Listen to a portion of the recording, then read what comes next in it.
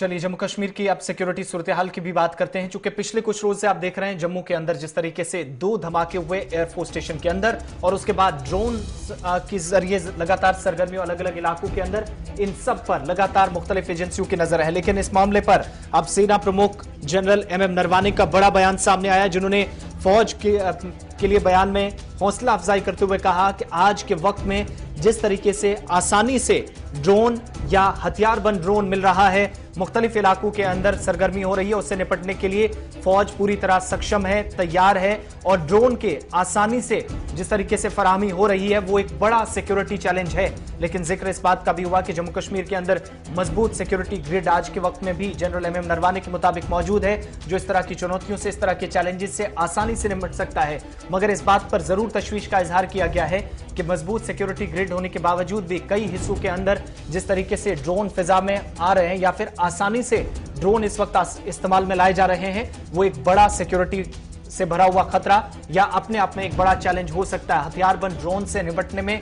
फौज सक्षम है। रहमत के पास सीधा चलते हैं, हमारे साथ इस वक्त रहमत कलीम ज्वाइन कर चुके हैं। रहमत, इस बयान को क्या इस एंगल से देखा जाए कि गुज़श्ता दिनों हमने देखा यूनाइटेड नेशन सिक्योरिटी काउंसिल तक ड्रोन की बात भारत सरकार की तरफ से रखी गई, यानी जो कुछ जम्मू के अंदर हुआ, सरहदी इलाकों के अंदर हुआ, जम्मू शहर के अंदर ड्रोन देखे गए, उस पर अब संजीदगी के साथ तहकीकाती एजेंसियों के साथ फौज के सीनियर अफसरान, यहां तक कि फौजी सरबराहान भी काम कर रहे हैं और संजीदगी से इस मामले पर अंदर ही अंदर कार्रवाई चल रही है।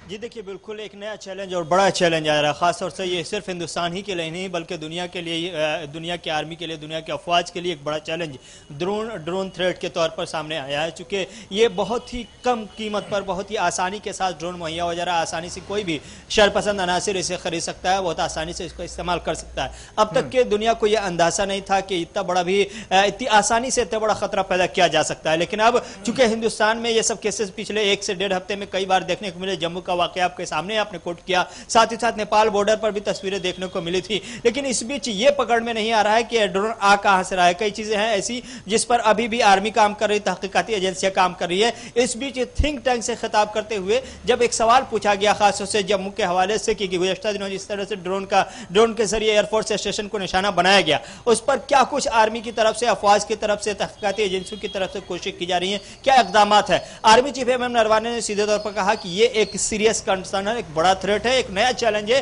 और एक ऐसा चैलेंज जो अपने आप में अंदर ही अंदर और पेचीदा है। इस पर काबू पाने के लिए, काबू करने के लिए, इसको टैकल करने के लिए कुछ इकदाम उठाए गए हैं, कुछ और कोशिशें की जा रही है ताकि ज्यादा से ज्यादा और पावर पैदा किया जाए और ताकत में वसअत पैदा की जाए और नए हथियार लिए जाए, ऐसे हथियार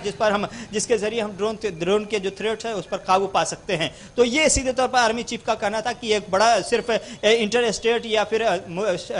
स्पॉन्सर्ड ही ना हो बल्कि दूसरे मुल्कों से हो या फिर खुद मुल्क के अंदर हो। अगर इस तरह के ड्रोन के जरिए निशाने बनाए जाते हैं तो ये एक बड़ा चैलेंज है और इसको काबू करने के लिए हम कोशिश कर रहे हैं और पूरी मशीनरी इस पर लगी हुई कि इस चैलेंज का सामना करने के लिए और क्या कुछ करने की जरूरत है। एक चीज और भी रहमत, उन्होंने अपने एक खुसूसी इंटरव्यू के दौरान या जो बयान सामने आया है उसमें उन्होंने जिक्र किया है कि जम्मू कश्मीर के हालात पर बहुत गहरी नजर है, लेकिन सिक्योरिटी थ्रेट्स की जब बात आई तो उन्होंने बड़े क्लियर डायरेक्शंस दी कि सीनियर ऑफिशियल्स हों या कंसर्न लोग हों, अलग अलग एजेंसियों, उनके साथ इस सिलसिले में वो राब्ते में है। आसानी से ड्रोन का मिलना, उसका इस्तेमाल होना क्या मुख्तलिफ हिस्सों के अंदर, सिर्फ जम्मू कश्मीर नहीं है बल्कि नेशनल सिक्योरिटी के लिए एक थ्रेट बन सकता है। इस परसेप्शन से भी इस बयान को देखा जा सकता है जो आज उनने तफसीली गुफ्तगू की है।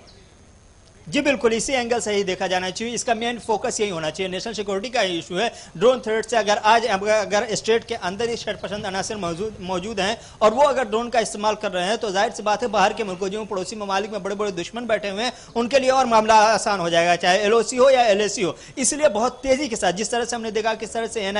एनआईए को जांच सौंप दी गई, उसके बाद फिर बड़ी बड़ी एजेंसियां इसके पीछे लग गई, आर्मी चीफ का बयान सामने आ गया, यानी पूरी मशीनरी दिल्ली से लेकर के पीएम मोदी की हाई लेवल मीटिंग भी हुई थी, सीएसईएस की मीटिंग भी हुई थी। इन तमाम मीटिंगों का एक ही मकसद था कि ये जो एक नया थ्रेट आया है बहुत ही बड़ा चैलेंज है जिसको कम वक्त में ज्यादा से ज्यादा कोशिश करनी है टैकल करने की। इसलिए आर्मी चीफ का यह बयान जो जम्मू कश्मीर के हवाले से कहा गया, सिर्फ जम्मू कश्मीर के हवाले से ही नहीं था बल्कि लद्दाख बल्कि एलएसी के हवाले से भी था कि चीन भी हमारे साथ इस तरह का मजाक कर सकता है, इस तरह का खिलवाड़ कर सकता है। लेकिन उन्होंने बातों में जम्मू कश्मीर की सिक्योरिटी के इशू पर भी बात की और जम्मू कश्मीर के सिक्योरिटी इशू पर उन्होंने एक चीज इत्मीनान से कहा कि हिंदुस्तान और पाकिस्तान के साथ LOC को लेकर जो सीज़फायर मुआहदा हुआ है, उस मुआहदे का अच्छा नतीजा ये देखने को मिला है कि गुज़श्ता कई महीनों से जम्मू कश्मीर में दरअंदाजी कम हुई है और जिसके नतीजे में मिलिटेंटों की तादाद बहुत कम हो गई है। तमाम जानकारी के लिए, फौजी सरबराह के बयान पर खुलासा पेश करने के लिए, क्योंकि बयान उस वक्त सामने आया है जब जम्मू के अंदर बहुत सारी एजेंसियां, या कल हमने देखा कि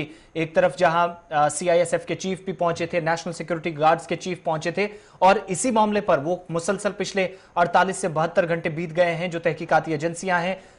एजेंसियां वो काम इसी मामले पर कर रही हैं ताकि कम से कम जो इस वक्त सिर्फ जम्मू कश्मीर तक ही ये मामला महदूद नहीं है, मुल्क के बाकी हिस्सों के अंदर भी पहले से अलर्ट और टारगेट किया जा सकता है। इस हवाले से बात कर रहे थे।